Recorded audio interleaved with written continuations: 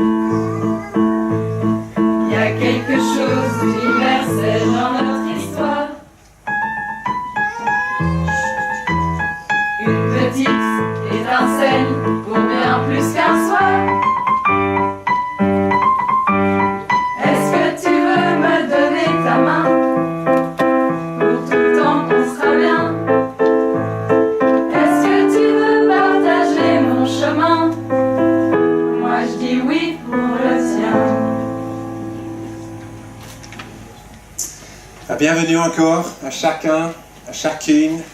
Bienvenue surtout à Olivier et Aurélie. On est si contents de vous voir devant nous cet après-midi. Tous les mois de préparation sont finis. Hein. Vous pouvez souffler maintenant. Le grand jour est arrivé. On va aussi cet après-midi, bien sûr, faire les vœux, entendre plutôt les vœux, les promesses d'Aurélie et Olivier de l'un et l'autre. On va aussi entendre quelques lectures lue pour nous, et la première sera lue par Céline. Nous avons décidé d'un commun accord de ne former qu'un, d'unir nos corps. Nous n'avons qu'une vie à vivre, et c'est ainsi que nous voulons la vivre. Je veux traverser les décennies à tes côtés, affronter vents et marées. Je t'ai choisi comme tu m'as choisi, et on s'est juré pour la vie. Je veux être à tes côtés en tout temps, partager avec toi les joies, les peines et les rires. Ensemble, nous voguerons sur les mers des ans, et rien ne pourra nous désunir. Tu es mon amour adoré, ma raison d'aimer la vie, mon phare, mon rocher, tu es mon meilleur ami. Ensemble nous vieillirons et suivrons le chemin du temps. Ensemble nous aimerons, regardez filer le temps. Nos deux corps seront deux vastes flambeaux qui réfléchiront leur double lumière dans nos deux esprits, ces miroirs jumeaux. Et ces vœux qu'on va maintenant entendre sont des vœux d'engagement, l'un envers l'autre, devant nous, les membres des familles, les amis, et devant Dieu.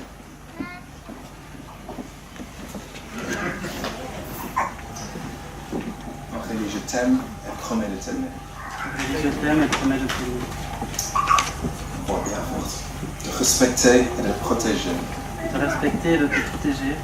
De de vivre avec toi dans la vérité, de vivre avec toi dans la vérité, de te demeurer attaché dans les bons et les mauvais jours, de demeurer attaché dans les bons et les mauvais jours, dans la prospérité et la détresse, dans la prospérité et la détresse, dans la santé et dans la maladie, dans la santé et dans la maladie, de rester fidèle jusqu'à ce que la mort nous sépare.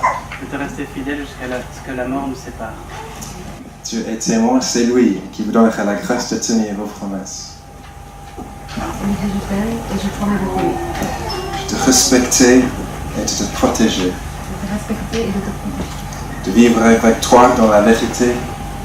de vivre avec toi dans la vérité, De te demeurer attaché dans les bons et les mauvais jours. de te demeurer attaché dans les bons et les mauvais jours, Dans la prospérité et la détresse. dans la prospérité et dans la détresse, Dans la santé et dans la maladie. dans la santé et dans la maladie, Et de rester fidèle jusqu'à ce que la mort nous sépare. et de rester fidèle jusqu'à ce que la mort nous sépare. Dieu est témoin, c'est lui qui vous donnera la grâce de tenir vos promesses. Si les garçons. Chacun, c'est toi qui as la bague de Olivier, je pense. Tu donnes à Olivier.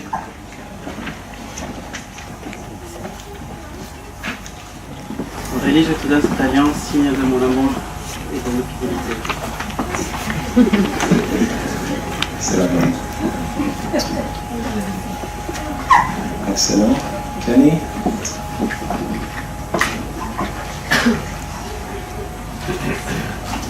Olivier, je te donne cette alliance, signe de mon amour et de ma fidélité. Alors, en conséquence de vos déclarations et de vos promesses, nous vous reconnaissons unis par le mariage devant Dieu et nous demandons la bénédiction de Dieu sur ces liens indissolubles, légitimes et sacrés. Que personne ne sépare ce que Dieu a uni. Vous pouvez vous embrasser.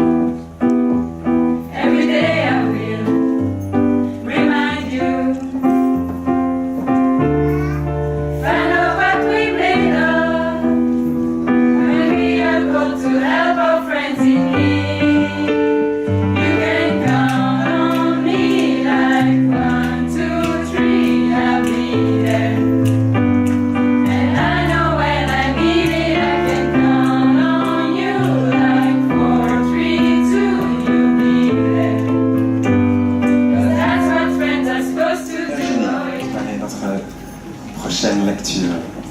Rire, c'est risquer de paraître idiot. Pleurer, c'est risquer de paraître sentimental. Aller vers quelqu'un, c'est risquer de s'engager. Exposer ses sentiments, c'est risquer d'exposer son moi profond. Présenter ses idées, ses rêves à la foule, c'est risquer de les perdre. Aimer, c'est risquer de ne pas être aimé en retour. Vivre, c'est risquer de mourir. Espérer, c'est risquer de désespérer. Essayer, c'est risquer d'échouer. Mais il faut prendre des risques, car le plus grand danger dans la vie, c'est de ne rien risquer du tout. Celui qui ne risque rien, ne fait rien, n'a rien, n'est rien. Il peut éviter la souffrance et la tristesse, mais il n'apprend rien, ne ressent rien. Il ne peut ni échanger, ni se développer, il ne peut ni aimer, ni vivre. Enchaîné dans ses certitudes, il devient esclave, il abandonne sa liberté. Seuls ceux qui risquent sont libres. Première lettre de Saint Paul aux Corinthiens. En effet, Supposons que je parle les langues des hommes, et même celles des anges. Si je n'ai pas l'amour, je ne suis rien de plus qu'une trompette claironnante ou une cymbale brillante. Supposons que j'ai le don de prophétie, que je comprenne tous les mystères et que je possède toute la connaissance. Supposons même que j'ai, dans toute sa plénitude, la foi qui peut transporter les montagnes. Si je n'ai pas l'amour, je ne suis rien. Si même je sacrifiais tous mes biens, et jusqu'à ma vie pour aider les autres, au point de pouvoir m'en vanter, si je n'ai pas l'amour, cela ne me sert à rien. L'amour est patient. Il est plein de bonté, l'amour. Il n'est pas envieux. Il ne cherche pas à se faire valoir, il ne s'enfle pas d'orgueil, il ne fait rien d'inconvenant. Il ne cherche pas son propre intérêt, il ne s'aigrit pas contre les autres. Il ne trame pas le mal. L'injustice l'attriste, la vérité le réjouit. En toute occasion, il pardonne, il fait confiance, il espère, il persévère. L'amour n'aura pas de fin. Les prophéties cesseront, les langues inconnues prendront fin, et la connaissance particulière cessera.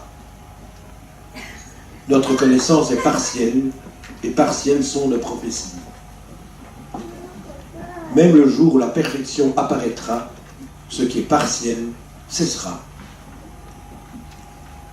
Lorsque j'étais enfant, je parlais comme un enfant, je pensais et je raisonnais en enfant.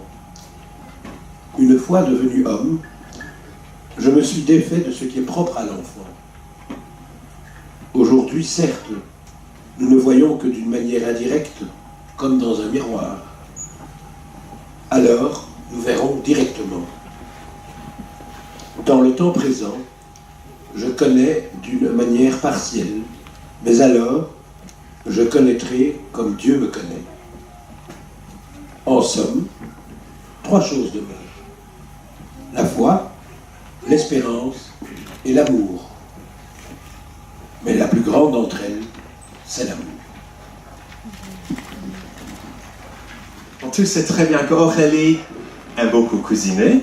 J'imagine que plusieurs d'entre nous ont eu le privilège de goûter cette cheesecake merveilleuse. Je pense qu'Olivier aime bien goûter ce que Aurélie a fait, ça c'est sûr.